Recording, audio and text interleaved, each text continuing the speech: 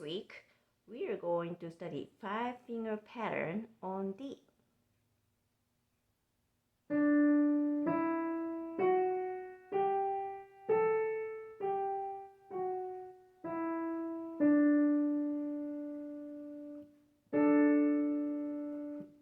You might have noticed the third note goes on black key.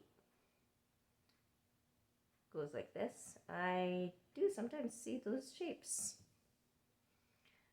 This note is called F sharp. So this is F.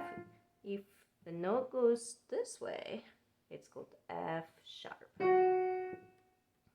If the note goes this way, it's called a flat. E flat. F sharp.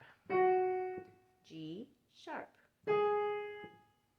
And if you think about the same note from A, it's also A flat. A flat. G flat.